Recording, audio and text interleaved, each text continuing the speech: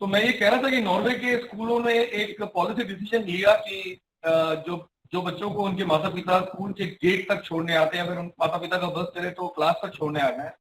ये प्यार होता है बच्चे के प्रति, पर उससे एक बहुत ज्यादा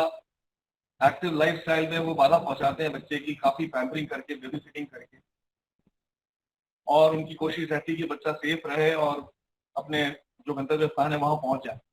तो नॉर्वे के स्कूलों ने ये नियम बनाया कि बच्चे को स्कूल से 1.5 किलोमीटर 2 किलोमीटर छोड़ना आवश्यक होगा, ताकि बच्चा चल के स्कूल आए। और मेरे जितने भी सीनियर फ्रेंड्स बैठे हैं यहाँ पर, खास करके साथ के समवयस्क लोग ये जानते हैं कि लोग उस जमाने में पैदल और या साइकिलों पे चला करते थे, काफी एक्टिव लाइफस्टाइल हुआ करती थी और गैजेट नहीं हुए करते थे। एंड आपको हर काम के लिए पसीना बहाना पड़ता था, और इम्यूनिटी अपने आप, बॉडी मस्कुलोस्केलेटल सिस्टम आपका, आपके अंदर के दुनिया भर के बॉडी ऑर्गन्स एंड सिस्टम काफी एक्टिव रहा करते थे। कहीं पे कुछ कमी ऑटोमेशन के कारण हुई है, और उसके कारण शायद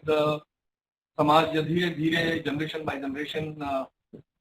इवोल्यूशन की तरफ है। एक नेगेटिव इवोल्यूशन कह लें या सामयिक इवोल्यूशन कह लें, वो अलग विषय है। उससे ह्यूमन साइंस को समझने वाले या फिजियोलॉजिस्ट उस पर बात करेंगे।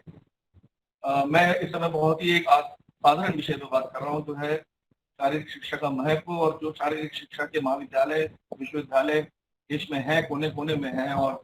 किसी एक सिलेबस करिकुलम को लेके उस विषय को पढ़ा रहे हैं। और जैसे कि आप जानते हैं कि स्कूलों में अब एजुकेशन काफी फिजिकली एक्टिव एजुकेशन हो गई है, और वो एक क्लासरूम सेटिंग सेटअप में नहीं रहा है कि बच्चा एक बार स्कूल आ गया तो 5-6 घंटे के लिए वो लगभग काइंड ऑफ सेमी एक्टिव रहता है फिजिकली, और परहाप्स उसके सिस्टम पे या उसके प्रोग्रेस पे या उसके हेल्थ पे उसका कोरिलेटेड इफेक्ट होता है। तो हम ये बात करेंगे कि बीपी जो 3 वर्ष का कोर्स था, बाद में इंटीग्रेटेड 4 का हुआ, उसमें बीपी8 का एक अलग से इंक्लूजन हुआ काफी समय पहले, कि जो विद्यार्थी बीकॉम, बीएससी, बीए या दूसरे विषयों से ग्रेजुएशन, अंडर ग्रेजुएशन करके आते हैं, वो पोस्ट ग्रेजुएट लेवल पे एक बेहतर कोर्स करें। बीपी8 1 साल का था, फिर एनसीटी ने उसको रिवाइज किया, पता तो किया कि 1 साल में नॉलेज इकट्ठा नहीं हो सकता, उसकी अगले 40 साल तक आप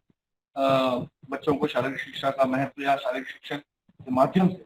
उनके उनके उनके सर्वांगीण विकास करें। तो 2 साल किया गया, उसमें काफी सारी चीजें इंक्लूड की गई, बीपी में काफी सारी चीजें इंक्लूड की गई, एमपी में थोड़ा बहुत स्पेशलाइजेशन की तरफ ले जाया गया, और फिर एमफिल वगैरह किया या जो कंटिन्यूस एजुकेशन में इन्वॉल्व रहा, उसने फिर माइक्रो पे और माइक्रो से नैनो पे अपना एक्सपर्टाइज किया। BPMP is basically teacher training programme, जहाँ पर फिजिकल एजुकेशन के टीचर बनाए जाते हैं। हालांकि वही डिग्रीज को कॉलेजेस के अंदर डायरेक्टर ऑफ फिजिकल एजुकेशन के लिए भी प्रयोग किया जाता है, जो मैं समझता हूँ कि बहुत ज्यादा मैन मैनेजमेंट का काम है। और ऑफ कोर्स बीपी में पढ़ते हुए आपको टीचिंग मेथोडोलॉजी, टीचिंग प्रैक्टिसेस भी सिखाई जाती हैं, सारे फिजिकल एजुकेशन से जुड़े हुए विषयों का एक थोड़ा प्रारंभिक ज्ञान दिया जाता है। फिर आप थोड़ी सी साइंटिफिक प्रिंसिपल्स ऑफ कोचिंग वगैरह आ जाती है, जनरल कोचिंग आ जाती है, कंडीशनिंग, स्ट्रेंथ ट्रेनिंग, थोड़ी सी काइनेशियोलॉजी पढ़ाई जाती है, जॉइंट एनाटॉमी बेसिक पढ़ाई जाती है, स्कोर किसी और का काम है, सरफेस। और जब आप पोस्ट ग्रेजुएशन करते हैं तो थोड़ा बहुत स्पोर्ट्स साइकोलॉजी जो आप बेसिक पढ़ते हैं उसका थोड़ा सा एडवांस फॉर्म, मतलब जो भी अप्लाइड साइंसेज हैं उसके बारे में एक 10% 15% ज्ञान आप और हासिल करते हैं। अब बात आती है कि आप जब बीपीएमपी करके निकलते हैं तो आप फिजिकल एजुकेशन टीचर बनते हैं, चाहे वो स्कूल हो, प्राइमरी लेवल का, या मिडिल स्कूल हो, या हाई स्कूल हो, या हायर सेकेंडरी हो, या जूनियर कॉलेज, महाविद्यालयों में जब आप आते हो तो विषय वहां पर पढ़ाने लायक का होता नहीं है। आप बेसिकली थोड़े से घूम जाते हो उसमें कि मैं करना क्या है, मुझे मैं क्या हूँ, मैं कोच हूँ या मैं एक टीचर हूँ, या मैं इन बच्चों का एक एक्टिवेटर हूँ, इनको मोटिवेटर हूँ, उनको मैं फिजिकल एजुकेशन के थ्रू जो एक बच्चे की जरूरत होती है, चाहे वो खिलाड़ी बने नहीं बने, क्या मैं उसको लेजर एंड रिक्रिएशन का प्रोसेस समझा सकता हूँ, क्या मैं उसको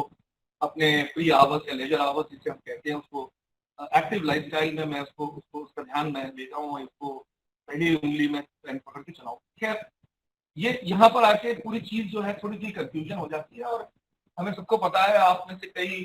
स्कूलों में, कॉलेजेस में और विश्वविद्यालयों में काम करते हैं, तो कई बार वो जो आपने पढ़ाई नहीं होता है वो काम आपको करना पड़ता है। बेसिकली एक दो ऐसे उदाहरण हैं कि जैसे डॉक्टर जसराज सर का मैं उदाहरण दूंगा बाद में, पर अभी पहले ये कि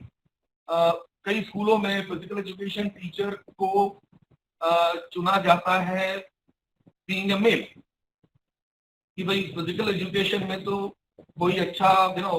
well bodied person, muscular person आना चाहिए, क्योंकि उसको स्कूल का डिसिप्लिन भी देखना है, उसको स्कूल के बच्चों पे थोड़ा सा अनुशासन भी दिखाना है। तो कोई एक ऐसा टीचर आए जो मतलब कि मल्टीपल हो, मल्टीटास्किंग टीचिंग टीचर की एक जरूरत होती है। वो फिर वो स्कूल की टीमों में भी उलझ जाते हैं, under 10, under 12, under 14, under 16, cluster ये क्लस्टर वो। और उनको बड़ा गौरव होता है कि उनका कोई खिलाड़ी राष्ट्रीय स्तर पर आता है, वो सब ठीक है। पर जहां तक सवाल है वो सारे 100% बच्चों का जो स्कूल में पढ़ रहे हैं उनका विकास। क्योंकि अगर आप पॉजिटिव हेल्थ की डेफिनेशन पढ़ाई गई थी आपको बीपी में या बीपी, वो पॉजिटिव हेल्थ जो विकिपीडिया कहता है या पॉजिटिव हेल्थ जो वर्ल्ड डिफाइन करता है, WHO डिफाइन करता है, वो सिंपल वे में कहता है कि हेल्थ, स्वास्थ्य, सिर्फ बीमारियों से और स्वस्थ रहने से स्वास्थ्य नहीं नापा जाता। स्वास्थ्य का पॉजिटिव हेल्थ की डेफिनेशन में physical health, mental health, social health, spiritual health, ये भी सेगमेंट है। इन सभी सेक्टर्स का बैलेंस रहने से एक शरीर को स्वस्थ कहा जा सकता है। तो we can call a positive healthy person who has a good physical health, a good mental health, a good social health and a good spiritual health. Now spiritual से मेरा मतलब टू अंडरस्टैंड, उसमें विजडम आ जाता है, humanitarian angles आ जाते हैं, resilience आ जाता है, चुनौतियों का सामना करने की क्षमता विद पॉजिटिव मेंटल हेल्थ दोनों का संभव हो जाता है। स्वयं को जानना, सृष्टि को, प्रकृति को जानना, वो भी एक हेल्थ का एक हिस्सा होता है। और जिससे कहते हैं कि किसी व्यक्ति में इंटेलिजेंस के साथ साथ विजडम का होना बहुत जरूरी होता है, अब वरना फिर से अधूरा विकास हो। यानी कि आप फिजिकली बहुत स्ट्रांग हो, you have a perfect muscular health, you have your cardiovascular system is working to the best of its capacities, आपके lungs अच्छे काम कर रहे हैं, आप में you are not addicted to any psychotropic substance, किसी प्रकार का नशा आप नहीं करते हैं, आप समय पे सोते हैं, इन्हें लोड रेस्ट एंड रिकवरी को बहुत ही समझते हैं, आप अपना जो भोजन है वो बड़ा बैलेंस करते हैं, डाइट एंड न्यूट्रिशन यानी कि जो बॉडी की केमिस्ट्री है आप उसको समझते हैं, and you are intaking what a human being should intake। यहाँ पर मैं थोड़ा सा अपने पूर्वजों की तरफ जाऊंगा, यानी कि जो हम थे किसी समय, जो हम एनिमल किंगडम के एक हिस्सा आज भी हैं, और जब जब कोर थे, जब एक्चुअल थे, तो आप जब एक किसी एक एनिमल प्राइड में, जैसे शेरों का प्राइड होता है, या डॉग का पैक होता है, या हाथियों का एक समूह होता है, या वेल्स का एक शॉल होता है, जिसे कहते हैं अलग अलग शब्द, फ्लॉक ऑफ बर्ड्स है, तो वो अपने आप में इंस्टीट्यूशंस होती हैं। वहां पर टीचर्स, उन्हीं के परिवार के भाई, चाचा चाची, मौसा मौसी, उनके जो संबंध होते हैं, माता पिता। माता तो सभी की सबसे पहली टीचर और आखिरी टीचर होती है। माता तो बच्चन की सबसे पहला स्कूल माँ है, माँ का पेट है, और माँ का गर्भ है, और वहीं से शिक्षा शुरू हो जाती है। उसके बारे में साइंटिस्ट काफी पता लगा चुके हैं, और काफी पता लगाना बाकी है कि क्या कम्युनिकेशन एक माँ बेटे में शुरू हो जाता है वहीं से, पता नहीं। खैर, उस पर मैं नहीं जाना चाहता, मेरा विषय नहीं। सो माँ सिखाती है, क्योंकि माँ के साथ ही बच्चा रहता है, माँ पे डिपेंडेंट रहता है। कहते हैं चिंपांजीज में एंड गोरिल्लाज में बच्चा 8 साल तक माँ उसको केयर करती है, किसी में 15 दिन तक माँ केयर करती है, लगाते हैं माँ उसको 1-2 बार टेक ऑफ सिखाती है कि कैसे लॉन्ग जंप के बोर्ड से जंप करना है, कैसे आर्च निकालना है, कैसे लैंडिंग करना है, वो भी वैसे ही उसको सिखाती है। वो अपनी कम्युनिकेशन स्किल के साथ, और फिर वो टेक ऑफ लेता है। अगर उसमें क्षमता होती है तो वो उड़ जाता है, नहीं होती है तो वो गिर के मर जाता है। तो उनके साइंस में बहुत सिंपल है, if you are capable to live, you are allowed, and you have to survive, you have to survive hard to live. And health, and उनकी जो हेल्थ है, उनके जो हेल्थ के पैरामीटर्स हैं, उनके अंदर जो स्किल्स है सर्वाइवल के, अगर वो पूरे नहीं हुए तो वो ऑटोमेटिकली वो एलिमिनेट हो जाते हैं, और उनके माता पिता उनको बेबी सिटिंग नहीं करते हैं कि यार ये मेरा बच्चा जो है हंटिंग नहीं कर पा रहा है, जानवर को नहीं पकड़ पा रहा है, या ऊंचे पेड़ों से पत्तियां नहीं खा पा रहा है, या सही फल नहीं चुन पा रहा है, तो मैं इसको मैं 15 साल की उम्र तक पाल के रखूँ। वो अपने ह्यूमन सोसाइटी में होता है और वो एलिमिनेट नहीं हो सकता, क्योंकि हमने वो हैबिटेट को अडॉप्ट किया, हमने चेंज किया अपने आप को। तो ये सारी चीजें जानते हुए let us go back to physical education. मैं एक पिता हूँ, मेरे 2 बच्चे हैं, और मेरी बेटी आज 27 साल की है, बेटा मेरा भी 19 का है, 20 को हो जाएगा। तो मैंने एक पिता का भी रोल किया, मैं उनके स्कूलों के ओपन हाउस में जाता था। ये मेरा सौभाग्य कि मेरे बच्चों ने कभी मुझे वो ओपन स्कूल में आने का, मुझे जो मतलब एक माता पिता को होता है कि सुनना पड़ेगा कि आपका बेटा ये करता है, आपकी बेटी ने ये किया, वो इन दोनों बच्चों ने मुझे मौका नहीं दिया तारीफ सुनने के लिए। तारीफ सुनना पड़ी, पर बेसिकली मुझको दुख इस बात का होता था कि वहां पर ओपन हाउस में मैं देखता था कि गणित की टीचर है, इंग्लिश की टीचर है, सोशल साइंसेज की टीचर है, प्रिंसिपल भी बैठी हुई है, हेड मिस्ट्रेस बैठी हुई है, स्कूलों में हेड मिस्ट्रेस, हेडमास्टर्स वगैरह होते हैं, head of the institution, in charge faculty जो भी कह लें, क्लास टीचर होती है, वो बच्चे का आपको थोड़ा सा साइकोलॉजिकल बिहेवियर भी समझा देती है कि योर ग्रेट करियर और your child is very destructive, उसका ध्यान बहुत जल्दी पड़ जाता है, देखिए बच्चा करता है, तो घर पे आप समझाएं। तो ये सारी चीजें सुनने को मिलती है, पर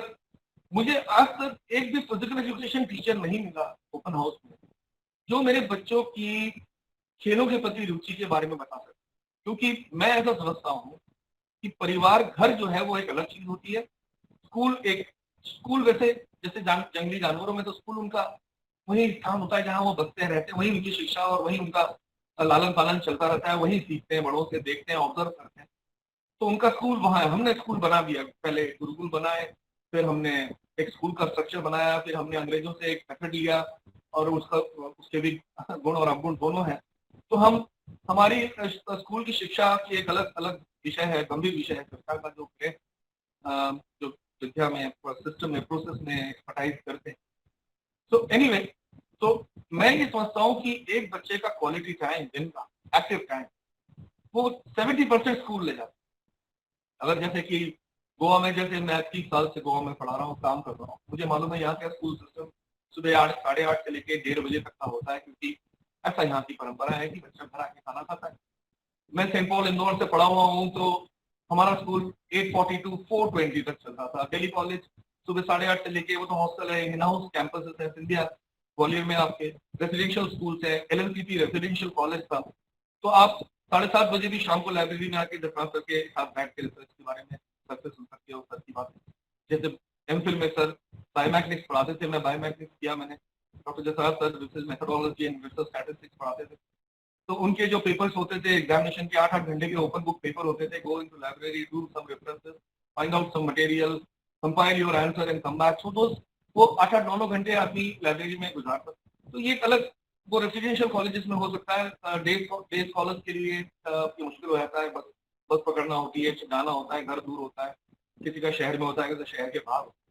तो ये स्कूल सिस्टम में अगर आप अगर इस पर रिसर्च करें कि एक बच्चा कितना समय अपने माता पिता, भाई बहनों और पड़ोसियों के साथ समाज में निकालता है, जिसमें मैंने कहा social health, mental health, spiritual health और फिजिकल हेल्थ। तो कुछ हेल्थ के लिए एनवायरनमेंट जरूरी है, सोशल हेल्थ के लिए how do you accept your social surrounding. आप अपने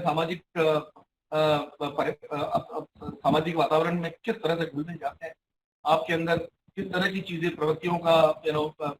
नजर आती है कि क्या आप एक समूह में, whether you are good in peer, या आप सिंगल में काफी अच्छा करते हैं। तो ये सारी चीजें बच्चों के एटीट्यूड का मूल्यांकन स्कूल में, उनके एकेडमिक लोड को स्कूल में होना चाहिए, क्योंकि हम पढ़ते हैं विषय दुनिया भर के सिर्फ ये जानने के लिए कि दुनिया में प्रोसेस क्या है, what is the universe and what are the correlated thing, what is chemistry, what is physics, what is geography, what is zoology, what is botany, zoology, what is flora fauna, ये क्या है, ये प्रगति क्या है, ये समाज क्या है, ये इकोनॉमिक्स क्या है, ये मैथ क्या है, कहाँ क्यों हमें मैथ पढ़ना है, क्यों हमें फिजिक्स समझना है। तो ये सब स्कूलों में होता है। अप टू 10th स्टैंडर्ड तक जनरल एजुकेशन आप सीखते हैं, step by step from simple to complex, और फिर आप 11th 12th से लेके फिर आप थोड़ी सी एक रास्ता पकड़ते हैं जो आपको आपका एप्टीट्यूड। फिजिकल एजुकेशन का रोल मैं बहुत महत्वपूर्ण समझता हूँ। और उसी उसी उसी डायरेक्शन में मैं आशा करता हूँ कि करिकुलम भी वैसा हो और स्कूलों में फिजिकल एजुकेशन का इम्प्लीमेंटेशन भी वैसा हो। तब जाके अगर आप आगे की चीजें जोड़ेंगे, जैसे मैं बाद में मेरे इस टॉपिक के सेकेंड हाफ में मैं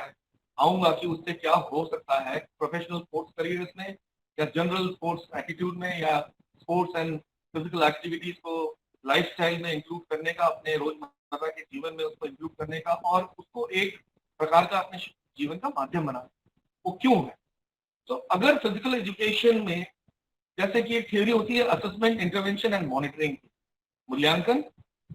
और उसमें उसमें करेक्टिव्स और उसका उसकी उसके ऊपर नजर बनाए रखना, जो कि इंटरवेंशन एंड मॉनिटरिंग असेसमेंट। आप स्वयं से कभी जवाब दें या किसी किसी सेमिनार, कॉन्फ्रेंस में या वर्कशॉप में इस बात पर डिस्कस करें कि मैं मेरे मेरी मेरी बेटी जब पढ़ रही थी यहाँ के बड़े वेल नोन कॉन्वेंट में गोवा के,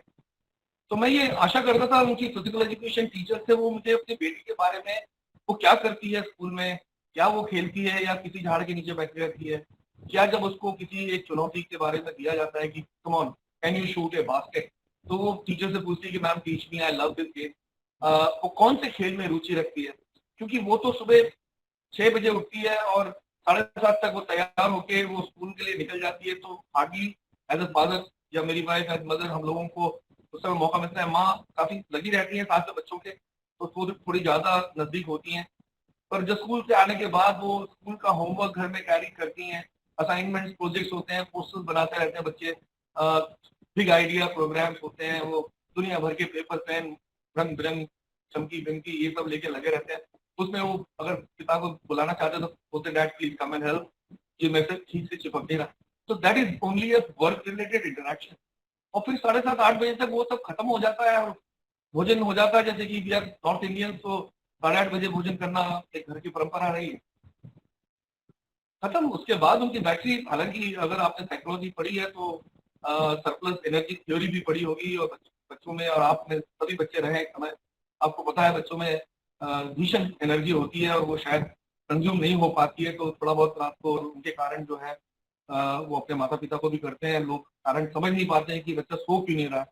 और ये क्यों रो रहा है और ये क्यों क्रेविंग कर रहा है। हो सकता है उसकी जो एनर्जी लेवल है वो अभी भी मेंटेन हो और उसको आप जबरदस्ती जो है पत्ती लगा के या लोरी गा के, जो कि थेरेप्यूटिक मीडियम्स होते हैं, आप उसको सुलाने की कोशिश करें, पर वो एनर्जी लेवल हाई है, body still wants to move,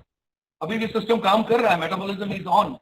button चालू है, बैटरी का लेवल 2-3 बार बैटरी चल रही है, वो जब तक वो एक लेवल पे नहीं आएगी। और आप देखें अगर बच्चा थक जाए तो उसको सुलाने की जरूरत नहीं पड़ती, वो किसी भी जगह पे बच्चा सो सकता है कहीं भी, उसे वो कोजी एटमॉस्फेयर या परफेक्ट एयर कॉन का टेम्परेचर या उसको एक भी बहुत अच्छा डनलप का बेड या सराउंडिंग या पर्दे गिरा के डार्क करना, वो उसकी जरूरत नहीं होती, क्योंकि आर्टिफिशियल एटमॉस्फेयर बना के हम सुलाने की कोशिश करते हैं। तो ये चीज अगर फिजिकल एजुकेशन टीचर्स को इनका रोल, इनका विषय को और वास्तविक रूप से समझाया जाए कि कैसे बच्चों के डिफरेंट एज लेवल में उनका विकास होता है और उसमें हमारा क्या रोल है एज ए फिजिकल एजुकेशनिस्ट, या हमारे साथ और भी लोग जो जुड़े हुए हैं एक्टिव लाइफस्टाइल से। अब जैसे योग है, सर योग के काफी विद्वान है, Rajeev Anurodh, they are experts in that, काफी ज्ञान है, काफी डीप स्टडीज करी हुई। But being a physical educationist, योग के बारे में जानकारी रखना, योग क्या है, ये तो इस भारतीय समझ परंपरा में सबको आना चाहिए, अपने देश की एक अपने देश की एक पहचान है योग। परंतु अगर मैं फिजिकल एजुकेशनिस्ट होते होते अगर मैं योग भी सिखाऊं तो मुझको वो योग में काफी काफी डीप में स्टडी करना होगा, 4 आसनों को सीख के और उसको उसको परफॉर्म करें, और 4 प्राणायाम के ब्रीदिंग एक्सरसाइजेस को समझ के या थोड़े गूगल से या थोड़ी बुक से, तो कहीं कहीं पे शायद मैं उस विषय के साथ में मेरी हाफ नॉलेज के साथ मैं नुकसान कर सकता हूँ, समझने वाले का भी और खुद का, और विषय का तो ऑफकोर्स अपमान हो। तो यहाँ पर अगर फिजिकल एजुकेशनिस्ट को अन्य विभागों से भी मदद की जरूरत पड़े उस बच्चे के विकास को मापने में या उसको समझने में और नॉर्म्स के साथ कंपेयर करने में कि 7 ईयर ओल्ड का क्या, जैसे आप जानते हैं physical fitness component, basic metabolism, basic human movements, running, jumping, throwing जो होते हैं फंडामेंटल मूवमेंट जिसे कहते हैं, उसके बाद जो थोड़ा बहुत फिजिकल फिटनेस कंपोनेंट आ जाते हैं, strength, flexibility, agility, speed, strength, duration, coordination, balance, etcetera etcetera. तो वो क्या 7 साल का बच्चा जो भी क्लास में पढ़ता है, पहली या दूसरी में, is he growing along with the Indian norms? क्या भारतीय नॉर्म्स के अनुसार एक उत्तर भारतीय बच्चा या उत्तर पूर्वी प्रदेश का बच्चा, अलग अलग नॉर्म्स हैं, अलग अलग प्रदेश हैं, अलग अलग जलवायु है। भारत इतना बड़ा विशाल देश है हमारा, कई यूरोपियन देश इसमें समा सकते हैं, तो अलग अलग ऑल्टीट्यूड्स हैं, अलग अलग क्लाइमेटिकल कंडीशन है, तो उसके हिसाब से बॉडी की जो एनवायरमेंट पे एंड हेरिडिटी पे डिपेंड होता है। तो environment also plays a huge role. तो उसके हिसाब से नॉर्म बने रिसर्च उस एरिया में हो और वो बताया जाए। यहाँ पर मैं थोड़ा सा क्रिकेट का एग्जांपल दूंगा कि क्रिकेट ऑस्ट्रेलिया, क्रिकेट इंडिया तो बड़ा ट्रेडिशनल क्रिकेट, इंग्लिश क्रिकेट को फॉलो करता रहा। हम सब फंडामेंटल क्रिकेट को उसी तरह सीखते रहे और ready to play and shuffle और ये सब चीजें हमको नहीं सिखाई गई, हमने उसको अडॉप्ट किया जैसे जैसे सिचुएशन थी। डेफिनेटली इसमें reverse sweeps and switch shots and दिल स्कूप एंड दिस अंडरकट्स, ये चीजें नहीं सिखाई गई और उन चीजों का उपयोग नहीं किया हमने, पर रन तो काफी बनाए, टीमों को 100 से 150 रन की कंट्रीब्यूशन दी, जिताया मैच करे। तो हम लोगों ने उससे खेला। आज की सिचुएशन में चूंकि cricket has become so competitive and so scientific, आपको 1 इंच बॉल इधर उधर नहीं मिलती है, बड़ी मैकेनिकल बॉलिंग, बड़ी मैकेनिकल फील्डिंग और बड़ी टेक्निकल बैटिंग। तो उसमें इम्प्रोवाइजेशन अगर क्रिकेटर्स कर रहे हैं तो वो समय के हिसाब से नई नई हैबिटेट में अडॉप्ट करने की कोशिश कर रहे हैं, वो बड़े छोटे छोटे गैप्स में रन। तो फाइन, उस समय थोड़ा सा अलग क्रिकेट था, थोड़ा सा लेट बैक तो नहीं कहूंगा, but there was a little royal touch to cricket, बड़ा जेंटलमैन गेम उसको आज भी बोलते हैं। पर फाइन, आप सब जानते हैं जेंटलमैन अब उतना गेम वो रहा नहीं, very severely competed and competed sport. Fitness level demand has gone to extremely high and parameters have really touched the benchmark जो लोग कर रहे हैं। जैसे कि आप जानते हैं फुटबॉलर्स का यूरोप में बॉडी फैट परसेंटेज 12, 13, 14 एक्सपेक्ट किया जाता है, क्योंकि वहाँ की जलवायु, वातावरण ऐसा है, वहाँ की ह्यूमिडिटी लेवल उस तरह की कम है। सेम अगर प्लेयर इंडिया आ जाए तो ही may not be able to survive 15 मिनट, क्योंकि अपना क्लाइमेट डिफरेंट है, यहाँ पर थोड़ा सा हाई फैट लेवल चाहिए होता है एनर्जी को मेंटेन कर। तो ये चीजें, diet and nutrition is not my forte as a physical educationist. मैं बच्चों को ये जरूर समझाऊंगा कि आपको संतुलित भोजन करना है।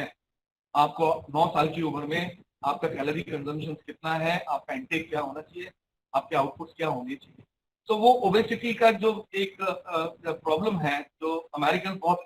ज्यादा फेस कर रहे हैं, इंडियंस में अभी वो चीज नहीं आई है। कभी भी इंडियन बॉडी जो है काफी कर्मठ और अच्छी होती है, पर फिर भी लाइफस्टाइल चेंजेस हो रहे हैं, एडॉप्शन हो रहा है। अब किड, बच्चा आपका आपसे पूछता नहीं कि पापा मुझे बर्गर खाना है, वो जोमेटो पे, स्विगी पे ऑर्डर कर रहा है। I am sorry, I am using commercial thing, I am not promoting them. वो एक फूड केटरर को फोन कर देता है, he gets it and he has got money, pocket money वगैरह वगैरह, वो सब कॉन्सेप्ट है। तो अगेन वो चीज फिजिकल एजुकेशन में वापस से मैं आप लोगों का ध्यान देता कि फिजिकल एजुकेशन टीचर को करना है। लाइक अब मैं जसराज सर का मैं एग्जांपल देता हूँ। सर ने बताया था ये कि वो दिल्ली के स्कूल में काम कर रहे थे और ये भी एक फिजिकल एजुकेशन टीचर का रोल हो जाता है कि जब कोई टीचर नहीं आया तो क्लास संभालने के लिए फिजिकल एजुकेशन टीचर को भेज दिया जाता है और उससे ये उम्मीद की जाती है कि क्लास की नॉइज लेवल को कंट्रोल करे, बच्चों को धमकाए, डरा वरा के रखे, है ना। और तो ऐसे ही कुछ चल रहा था। बायोलॉजी की वो क्लास थी और I think cardio respiratory system या कार्डियक ऑर्गन के ऊपर वो लेसन था। तो ऑब्वियसली सर ने उनको कहा कि कीप स्टडीइंग योरसेल्फ और पढ़ते रहो और मुझे ये क्लास मॉनिटरिंग करनी है। और उसमें से किसी बच्ची को कार्डियो ऑर्गन के ऊपर, हार्ट के ऊपर कुछ डाउट्स थे। परहैप्स उसने, जैसे सर ने बताया और मैं बिल्कुल उसको विजुअलाइज कर सकता हूँ कि a physical education teacher knowing heart, एक 8th स्टैंडर्ड का बच्चा मिला, सर आप do you understand cardiovascular system, do you understand max volume of oxygen taken by lungs, what is the lungs capacity of intakes of O2, और क्या होती है blood biochemistry, क्या होती है एटीपी टीपी मूवमेंट मसल के अंदर, कैसे ट्राइफॉस्फेट होते हैं, कैसे एरोबिक एसिड लैक्टिक एसिड में कन्वर्ट हो जाता है, कैसे डिफरेंट फिजिक्स के प्रिंसिपल एक बॉलिंग में लगते हैं, जैवलिन थ्रो में लगते हैं। उन्हें क्या पता कि स्पोर्ट्स साइंसेस की कितनी बड़ी बड़ी लैबोरेटरीज हैं। जब डॉक्टर जसराज सर ने जो कॉन्फ्रेंसेस कराई तो एक से एक बढ़ के साइंटिस्ट उसमें आए उन देशों से जो नॉर्मल सामान्य तरह Indian pan India pan Asian conferences को अवॉइड करते हैं। कारण होता है कि वो बड़े संघर्ष से पेपर रिसर्च करते हैं और वो चाहते हैं वो रिसर्च दुनिया तक जाए और लोगों की उनकी मेहनत को। तो अब वो तो डॉक्टर जसराज के कारण एलएनसीसी के वो बैच जो काफी क्वालिटी बैच जो सर के क्लासमेट वो आए और उन्होंने तो आपको ब्रेंट काइजर मिले जो एक ऑल्टीट्यूड ट्रेनिंग के एक्सपर्ट थे, एक वर्ल्ड क्लास एथलेटिक्स के एनालिस्ट थे। उन्होंने प्रेजेंटेशन किया, मुझे याद है कि उनका प्रेजेंटेशन करीबन 50 या 60 स्लाइड्स का था। ग्वालियर के ऑडिटोरियम का ओपनिंग सेशन उनका था, एक साधारण सी स्लीवलेस स्वेटर और एक हाफ स्लीव की शर्ट और बड़े कैजुअल से वो प्रेजेंट हुए और उन्होंने विषय पे मेरे ख्याल से ज्यादा फोकस था और वो पूरा ग्राफ्स के माध्यम से उन्होंने अपने विषय को समझाया। And there was nothing called differentiation and aims and objectives. That is so fine. वो science है and back to education. So doctor Jasraj की क्लास में उस बच्चे ने कुछ पूछा तो डॉक्टर जसराज ने कहा कि may I help you? तो बोली she made a mockery. उन्होंने मजाक उड़ाया कि आपको क्या पता इसके बारे में। And perhaps जब वो explanation डॉक्टर जसराज ने सारे एओर्टा, वेना कोवा का सिस्टोलिक, डायसिस्टोलिक चेम्बर्स के बारे में, वॉल्स के बारे में, blood coming in, oxygenation of blood और pure blood, impure blood, veins, arteries, तो उनकी शायद आंखें फटी रहेगी। वो ये समझ ही नहीं पाया कि ये फिजिकल एजुकेशन की क्षमताएं क्या है। मैं बहुत सही कह रहा हूँ, हम मैक्रो स्टडीज करते हैं, जनरलाइज करते हैं फिजिकल एजुकेशन को, वही होना चाहिए स्कूल स्तर पर। साथ में अगर आप में टाइम मैनेजमेंट है, आपने और सीखने की इच्छा है तो आप कंटिन्यूअस एजुकेशन की तरफ जाएं, आप किसी विषय में माइक्रो नॉलेज करें और प्लस मेरे विषय में क्या है कि जो बच्चों को जो देना है और उसमें सारे बच्चे all and all, not selected few who are your school teammates and those who are playing for your KVS national or CBSE के clusters या all your state board के और junior selection और फिर हम में से कई राज्य के स्पोर्ट्स एसोसिएशन में भी इन्वॉल्व हो जाते हैं और हम में कुछ कोचिंग में भी आ जाते हैं और हम में से कुछ राष्ट्रीय स्तर की भी कोचिंग करते हैं। वो जो करते हैं वेरी नाइस, पर बेसिकली मैं कहता हूँ कि जो रोल फिजिकल एजुकेशन का है वो है कि देश के प्रथम बच्चे जो स्कूलों से निकलते हैं वहीं से सब चैंपियंस भी निकलते हैं, वहीं से शुरुआत होती है। विराट कोहली जैसे कि या सुनील गावस्कर जैसे कि या गोपी चंद जैसे कि या प्रकाश पादुकोण या all over gold medallist champion Mary Kom सारे स्कूलों से निकले होते हैं। तो वहीं से एक सिस्टमेटाइज्ड प्रोसेस ऑफ ग्रोथ, वहीं से एक सिस्टमेटाइज्ड प्रोसेस। अगर कोई बच्चा स्पोर्ट्स में ज्यादा इंक्लिनेशन दिखा रहा है तो उसको टीचर ने उसको एप्टीट्यूड में डालना है, उसको 7, 8, 10, 15 तरह की स्पोर्ट्स तो पॉसिबल है, चाहे इंफ्रास्ट्रक्चर है या नहीं है, चाहे इक्विपमेंट स्टैंडर्ड के है नहीं, व्यवस्था हो सकती है इधर उधर से आसपास हाथ बढ़ाने से। और ये जरूरी नहीं कि टेनिस कोर्ट के लिए बड़ा प्रॉपर डायमेंशनल टेनिस कोर्ट जैसे हार्ड सरफेस और रबर सरफेस या जो क्ले देखते हैं आप रोलांड गारोस में या जो रबराइज कोर्ट देखते हैं या मिडोज फ्लैशिंग मिडोज में न्यूयॉर्क में या आप इंडियन लॉन टेनिस में विंबलडन देखते हैं, तो वैसे घास या वैसा माहौल, वैसे नेट भी नहीं हो, एक रस्सी बंधी हुई हो 2 खंभों में, एक बैट हो या एक किताब हो और आपको रिदम सेंस आ जाए अपनी प्रोजेक्टाइल को यहाँ से वहां भेजने का। और परहैप्स कभी मौका मिले तो किसी तरह से वो व्यवस्था अपने गांव के ग्रामीण बच्चों से देख के शहरी बच्चों तक लाने की कोशिश करें, उनको मौका दें, उनको एक्टिव लाइफस्टाइल में अपने सारे फिजिकल फिटनेस कंपोनेंट्स को ग्रोथ करें, उनको भोजन के बारे में बताएं, बाहर से एक्सपर्ट्स बुला के अपने स्कूल सिस्टम के थ्रू आप उसके लिए भी आपको पे करने की जरूरत नहीं होती। बहुत लोग चैरिटी के लिए, बहुत लोग सोशल कमिटमेंट के लिए आते हैं आपके स्कूल में। तो ये एक चीज का ट्रिगर मैं इसके माध्यम से AICP के माध्यम से अच्छे कॉलेजेस जैसे अब ये पोस्ट ग्रेजुएट कॉलेज आपका गुप्ता जी को फिर से मैं बधाई देना चाहूंगा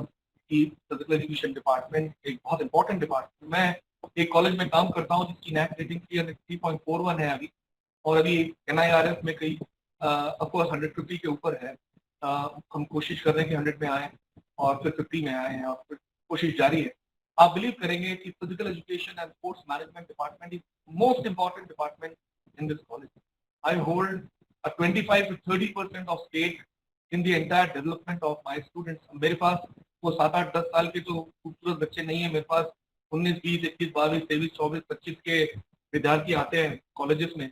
और वो बड़ी देर कर दी आते आते वाली बात हो जाती है। एक स्टेज में के बाद आप उनको मैन हैंडल कर सकते हो, मैन मैनेज कर सकते हो, आप उनको कुछ बातें सिखा सकते हो लाइफ स्किल्स के बारे में, बट जो चीज 5, 6, 7, 8, 9, 10, 11, 12, 13, 14 में होनी चाहिए वो होना चाहिए थ्रू फिजिकल एजुकेशन। और हमारा काफी समाज में एक बहुत बड़ा योगदान तो होना चाहिए, वो मैं चाहता हूँ इस माध्यम से। और जैसे कि काउंसिल ऑफ फिजिकल एजुकेशन है, वो इस विषय में आगे आए। स्पोर्ट्स साइंसेस की परफॉर्मेंस की स्पोर्ट्स परफॉर्मेंस की बात करें तो अगर फाउंडेशन बच्चे का ठीक नहीं है, उसके बावजूद भी भारतीयों में इतनी क्षमता है कि कईयों ने पहले के जमाने में कोच ही सब कुछ होता था टीम का, आपके लिए कोच एंड मैनेजर ये 2 लोग जाया करते थे टीम के साथ में। मोस्टली मैनेजर का काम होता था वो टीमों का रिजर्वेशन, होटल अकोमोडेशन, फूड, बस अरेंजमेंट, ग्राउंड तक पहुंचना, वापस आना, और TADA पे साइन कराना, TADA देना, T-शर्ट देना, जो भी है वो एक मैनेजिंग होता था। फाइनेंस एंड अदर लॉजिस्टिक के मैनेजर होते थे। और जो कोच होते थे वो तो पूरा परिवार ही होता था, वन इन ऑल। वो साइकोलॉजिस्ट भी थे, वो आपके फिटनेस एक्सपर्ट भी थे, वो आपके गेम स्ट्रैटेजी भी आपको गेम सिखा देते, वो आपके स्किल में करेक्शन भी करते थे, वो आपको पिता भी बन जाते थे, वो माता भी बन जाते थे, यानी वो ही सब कुछ होते थे। तो वो एक आदमी की क्षमता के बाहर की चीज है। एक आदमी मैं होंगे, आई am not taking anybody's credit, but कोई हो सकता है कि उसको सारे विषयों का महाज्ञान हो, परंतु ज्यादातर ये नहीं होता है। और उसके कारण परहैप्स इंडियंस, भारतीय, आपने मिल्खा सिंह जी को देखा, मेरे को सौभाग्य रहा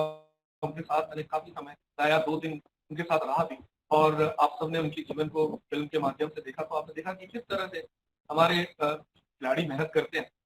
और अगर उस मेहनत को थोड़ा सा साइंटिफिक टच मिल जाए तो बॉडी की आउटपुट इम्प्रूव हो जाए ना, कि आपने मैकेनिकल एडवांटेज फिजिक्स में पढ़ा होगा कि less input and more output. And उसी लिए तो कहीं पे फिजिकल एजुकेशन का स्तर या फिजिकल एजुकेशन टीचरों के प्रति एक उनकी धारणा इससे कहीं पे गड़बड़ा गई है कि हम करने कुछ और निकले थे, हम कर कुछ और। बेसिकली हमें करना कुछ और चाहिए था जो कि बहुत महत्वपूर्ण है, पर हम करते कुछ और है जो हमें बताया नहीं गया, पर हम कंफ्यूज भी हैं। मैं चोकले कॉलेज में ज्वाइन हुआ तो मुझे लगा accounts, budget was not taught to me, methods in physical education were taught. उसमें लिखा था कि फाइनेंस में भी थोड़ी बहुत जानकारी, बट एक बैलेंस शीट, एक इनवर्ड आउटवर्ड, एक पेटी कैश रजिस्टर, एक बिलिंग प्रोसीजर, एक फाइलिंग मेथड, पैसों का मेंटेनेंस, अकाउंट्स, ये वो नहीं था। पर आप भारतीय तो हर चीज को अडॉप्ट करता है, ये हमारा बहुत बड़ा गुण है। हम आज कोई भी मौका, चैलेंज हमको आता है तो हम स्वीकार लेते हैं, हम उसको करने की बहुत कोशिश करते हैं, दूसरों की मदद से भी करते हैं। शारीरिक शिक्षा तो आपको सिखाई गई 3 साल बैचलर या 2 साल BPA, या उसके बाद आपने मास्टर्स की तो आप और 4 सेमेस्टर, और उसने आपने MPhil किया तो आपके और 2 सेमेस्टर। तो आप वो लेके निकले और फिर आप शांत नहीं बैठे, आपने नौकरी ढूंढी। पहले आपको बहुत इंपॉर्टेंट होता है नौकरी, एक स्थायी नौकरी में आना। इसीलिए जैसे अभी मिसेस अग्रवाल, स्नेहा अग्रवाल यहाँ बैठी, मेरी क्लासमेट है, बहुत अच्छी वॉलीबॉल प्लेयर है, बहुत अच्छी थी एकेडमिक्स में भी, काफी अच्छे उन्होंने परफॉर्मेंस किया है। तो वो यहाँ 84 से 89 पढ़ के गई हैं, और एक दिल्ली के एक बड़े प्रेस्टिजियस स्कूल लॉरेटो कॉन्वेंट में वो पढ़ाती हैं, जो डिफेंस एरिया में एस्टैब्लिश्ड है, कैंटोनमेंट एरिया, और वो कुछ ना कुछ करती रहती है। मैंने उनको आज एक पर्सनल इन्विटेशन भेजा कि प्लीज कम ज्वाइन अस आप। पर जो स्कूलों में जो टीचर काम करते हैं, रिसर्च उन तक पहुंचता ही नहीं है। वो कभी सेमिनार्स में, कॉन्फ्रेंसेस में मुझे स्कूल टीचर नहीं मिले। मुझे स्वीडन का स्कूल टीचर मिल गया, मुझे ऑस्ट्रेलियन स्कूल टीचर मिल गया जो क्रिकेट से आया था, और उसने ये बताने की कोशिश कर रहा था वो इंटरनेशनल कॉन्फ्रेंस में कि हमारे कोचेस नेट के ऊपर, प्रैक्टिस के ऊपर क्रिकेटर्स को बंद कर देते हैं, उनसे 4-5 घंटे बॉलिंग कराते हैं, चल बेटा करते रहे मेहनत, खूब मेहनत करना है, अपने को पसीना बहाना है। हाँ चलो ग्राउंड के 4 राउंड लगा दो, पता नहीं उस बच्चे को एंड्योरेंस की जरूरत है या नहीं है, weather he has got good speed in running short distances, agility उसकी उसकी ऑप्टिमम है, नॉर्म से मैच खा रही है, पर उसके जो है उसकी जो एंड्योरिक स्ट्रेंथ है वो कमजोर है,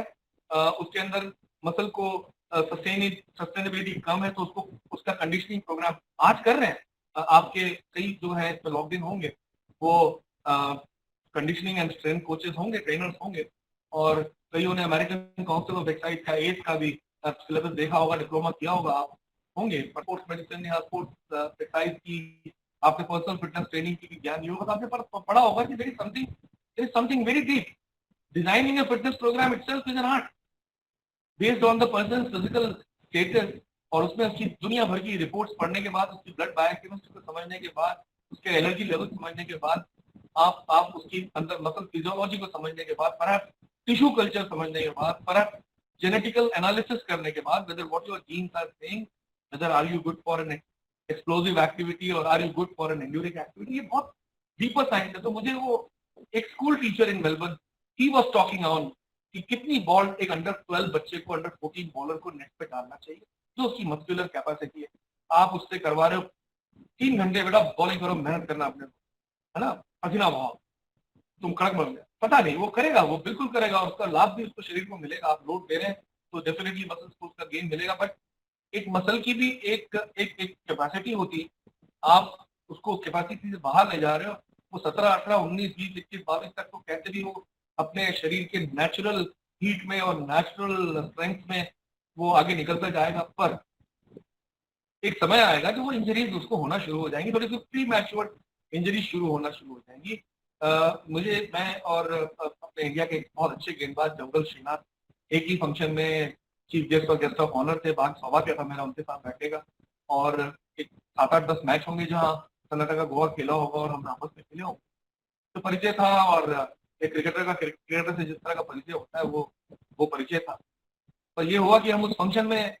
आधे घंटे पहले पहुंच गए दोनों, समय के punctuality is one of the very important aspect of work life. हालांकि एलएनसीपी में रहते हुए पंक्चुअलिटी का थोड़ा सा टैग मेरे पे नहीं था, सर जानते हैं, पर और जो भी, पर उसके बाद जब समझा उसकी value of time, and value of time you understand then you maintain it, तो मैं भी 200 किलोमीटर ड्राइव करके उस फंक्शन में पहुंचा था, वो भी बैंगलोर से अप्रोक्सीमेटली 300 किलोमीटर ड्राइव करके उस फंक्शन में पहुंचे थे। मिड पॉइंट पे वो एक प्रोग्राम था, it was on medical science, और उसमें कुछ स्पोर्ट्स की बायोमैकेनिक्स की बात थी, तो उनको मुझे इन्वाइट किया गया था, तो हम जल्दी पहुंच गए, तो ऑडिटोरियम में स्टिल फूल लग रहे थे, सज रहा था, बड़ा ग्रैंड ऑर्गेनाइजेशन था, तो हम पिछले की लास्ट पंक्ति में दोनों बैठ गए और we started talking about cricket and ये क्या हो रहा है, क्रिकेट एनालिसिस एंड असेसमेंट्स की बात हुई, तो उन्होंने बोला कि यार I was a engineer, I was a student of physics and math, मैं जिंदगी भर वही पढ़ता रहा, उसके बावजूद मैंने बॉलिंग भी करी, मैं इंडिया खेल रहा, ये वो, and then he got that shoulder injury, and then if you all remember he was sent to South Africa for a cure and rehabilitation. So there he came to know, when he met scientists, when he met sports science, not doctors, who said that he has burned himself. उसने अपने आप को, अभी जो ये resting and rotation policy आप देखते हैं हर स्पोर्ट्स में, फुटबॉल से लेके बास्केटबॉल से लेके, सडनली और world number 1 is made to set 2 matches out, आप विराट कोहली को रेस्ट करते देखते हैं, हालांकि इंडिया में अभी भी क्रूशल मैच में रेस्टिंग नहीं हो रही है, रोटेशन पॉलिसी थोड़ी सी सिलेक्टिव है, जब you play with a team lesser competitive, तो आप यंगस्टर्स को मौका दे देते हैं और सीनियर थोड़े बाहर रह जाते हैं, एक टूर जो समझो नए देशों के साथ हो रहा है, जो रिकग्निशन की चाह रखते हैं, तो आपकी इंडिया तो एक साथ 5 टीमें उतार सकता है वर्ल्ड लेवल पे, इतने क्रिकेटर्स हैं, इतने अच्छे स्पोर्ट्समैन है हमारे पास, पर रोटेशन पॉलिसी भी बड़ी फिजियोलॉजिकल है, साइकोलॉजिकल इशू है, it has got to do with load rest and recovery,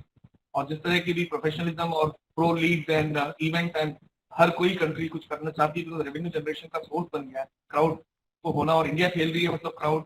guaranteed है, आपकी गेट मनी भी ऊपर जाएगी, एंड आपका और कोलैटरल जो स्पॉन्सरशिप है वो भी जबरदस्त आती है, मीडिया भी बहुत तेजी से घुस जाती है, जो पता होता है कि viewership is huge in ground and outside the ground, तो टीआरपी वगैरह वो सब चीजें आती है, तो उसमें भी आप देखते हो कि ओवर यूज हो जा रहे हो, करियर शॉर्ट होते चले जा रहे हैं, इंजरी बढ़ती चली जा रही है, एंड ऑब्वियसली तो उसका भी बैलेंस होना बहुत जरूरी है अगर सस्टेन करना है। तो वो ये कहने लगा, श्रीनाथ ने ये कहा कि यार डॉक्टर बाकी यार ये मैं समझ नहीं पाया being an techno guy from field of technology कि what is my body maximum capacities are and how do I balance my body. मेरे कोचेस ने मुझे बहुत अच्छा गाइड किया, एयरोडायनेमिक्स में गाइड किया, एक एक छोटी छोटी पुटिंग पे, लैंडिंग पे, जंप पे, लोडिंग में, डिलीवरी पे, बैलेंस के ऊपर, ग्रेविटी और फोर्सेस, अलाइनमेंट, साइड ऑन, ये वो मुझे बचपन से लेके मिलता रहा, मैं इंप्रूव करता रहा। श्रीनाथ की जो सक्सेस स्टोरी आप सब जानते हो, जबरदस्त गेंदबाज भारत के पास था जंगल, पर उसके शरीर पे क्या इम्पैक्ट पड़ा। तो अगर मैं सोचता हूँ कि वो फिजिकल एजुकेशन की बेसिक प्रारंभिक शिक्षा स्कूलों से आपको पीढ़ी दर पीढ़ी में, आप भले ही नाइके के जूते आपको तब मिलते जब आप, जैसे भाई सिंह भूतिया के साथ एक बार बात हुई मेरे ही कॉलेज के ग्राउंड के ऊपर, फुटबॉल अपने आर्टिफिशियल टर्फ लगाया था 2003, 4, 5 में, भारत का पहला आर्टिफिशियल फुटबॉल ग्राउंड। तो कई सारे फुटबॉलर्स जितने भी ISL में खेलते हैं, ये बच्चे थे अंडर 14, 16, ये सामने ही डेली आया जाया करते, तो काफी इंटरेक्शन का मौका मिलता था कोचेस के साथ, ट्रेनर्स के साथ। हमें, मुझे बड़ी खुशी होती थी उनके नॉलेज के बारे में सुन के कि देश प्रगति पे है। पर भाई सिंह भूतिया बोला कि यार I couldn't play with those shoes in on a Sikkim ground, जो उनका नामग्याल स्टेडियम है, मैं वो भी स्टेडियम पे भी खेल के आया हूँ, मेरे वहां पर कुछ था एक, वो एक जमाने में लाल स्टेडियम था, अब टर्फ हो गया, आर्टिफिशियल हो गया है वो, जो गैंगटॉक में है। तो हमें मिला ही नहीं, हम तो वही नीविया के, और प्रारंभिक नीविया आज बहुत टेक्नोलॉजी में आगे निकल गया, एक अच्छा ब्रांड, स्पार्टा बन गए, वो इंडिया में बहुत अच्छी अच्छी मैन्युफैक्चर, साइंटिफिक। एक समय में जूते टेढ़े मेढ़े, थोड़ा बहुत वी शेप, ग्राउंड के ऊपर स्टड घिस जाते थे, एक तरफ हो जाता था, उसमें आप प्लेयर की पोजीशन, स्किल का एग्जीक्यूशन में, बॉल की क्वालिटी, एरोडायनामिक्स अप्लाई डेफिनेटली होती है, पर अगर वो बॉल में सीन नहीं है क्रिकेट की बॉल में, तो ऑब्वियसली फिजिक्स थोड़ा वहां कमजोर हो जाएगा। वो कैसे समझेगा कि मुझे कितनी विकेट रखनी है अगर बॉल को मुझे अंदर लाना है, और फिर सडनली वो एक बड़ी ब्रांडेड बॉल से कोई एक इंटरवर्सिटी या एक जूनियर अंडर 19 में आता है, तो बॉल आउट ऑफ कंट्रोल। तो अगेन से ट्रेनिंग, सो बेसिकली इक्विपमेंट का रोल है, बट बेसिक नॉलेज, जैसे मैं शेयर था, अगर ये बच्चा स्टेप बाय स्टेप बहुत छोटे लेवल पे, मैं वो साइकोलॉजी की बात नहीं कर रहा हूँ, मैं बायोमैट्रिक्स की बात, जो ग्रोथ होना चाहिए, असेसमेंट होना चाहिए, माता पिता को ये पता होना चाहिए कि उनके बच्चे में ये भी गणित और सामाजिक विज्ञान, या विज्ञान और अंग्रेजी और हिंदी और नैतिक शिक्षा और दुनिया भर के सब्जेक्ट्स जो बच्चे के ऊपर लाद दिए जाते हैं, उसके अलावा भी बच्चा ये जानता है कि what breathing should be done, कितना पानी पीना चाहिए। इसीलिए बच्चे माता पिता बोलते हैं कोच के पास, सर जरा इसको बोलिए ना सर, ये दूध नहीं पीता है, सर इससे बोलिए सर ये खाना नहीं खाता है, इसे सिर्फ चिप्स पकड़ा दो और दुनिया भर के वो सब क्रैक स्नैक्स को पकड़ा दो, और बच्चा खाता है, ही सो इंटरेस्टेड सॉफ्ट ड्रिंक। तो ये कहाँ से हो रहा है? माता पिता का काम है बच्चे को अच्छा पारिवारिक एक संरक्षण देना, एक माहौल देना, एक घर में जो और भी सामाजिक रिस्पॉन्सिबिलिटी होती है पेरेंट्स की, जो पेरेंटिंग होती है, वो करना, ना कि स्कूल का बचा हुआ काम माता पिता से करवाना। खैर, बस मैं देख रहा हूँ कि मैंने बराबर 55-54 मिनट बोल लिया, काफी होता है अटेंशन स्पैन के लिए। आप लोगों के संयम के लिए बहुत बहुत धन्यवाद। एक बार फिर मेरे छोटे भाई प्रवीण जादव का बहुत बहुत धन्यवाद। डॉक्टर जसराज सिंह सर का तो हमेशा आशीर्वाद बना है। मेरे मित्र डॉक्टर राजीव चौधरी बड़े गुणी और बड़े हार्डवर्किंग, और डॉक्टर अनुरोध सिसोदिया, डॉक्टर विभूषण सिंह, ये बड़े अच्छे नाम है, बड़े पसंदीदा नाम है, हमारे सालों से दोस्त हैं। और डॉक्टर राजेश त्रिपाठी जैसे हमारे सीनियर और AICTE के मशाल धारक, और तमाम वाइस चांसलर मित्तल साहब, प्रिंसिपल गुप्ता जी, और AK कॉलेज के सारे फैकल्टीज, AK कॉलेज के विद्यार्थी,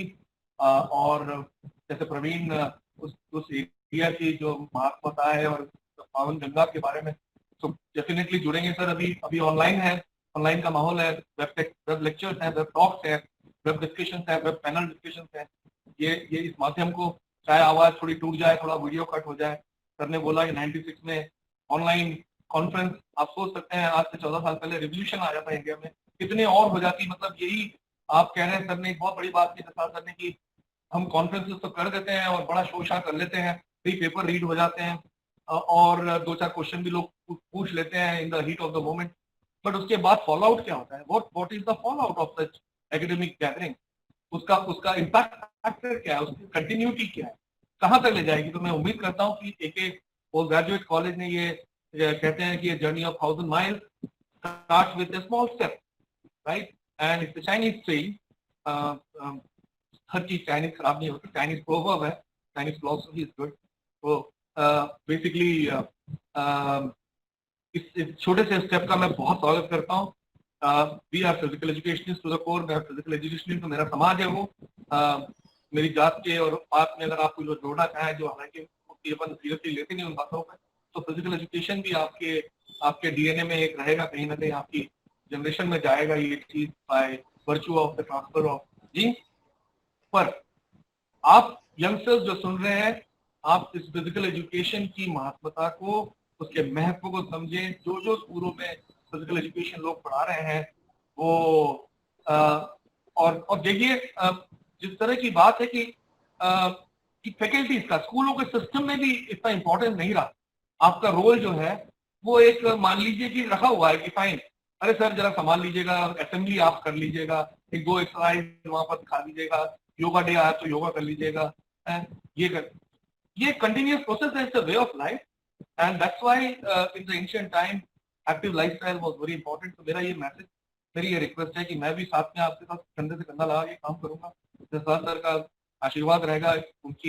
उनका डायरेक्शन रहेगा, तो वी विल डू सर। सबको, मेरे सीनियर्स को, मेरे सारे मित्रों को, इस वेबिनार के सारे लॉक्ड इन फ्रेंड्स को मेरा थैंक यू। बहुत बहुत धन्यवाद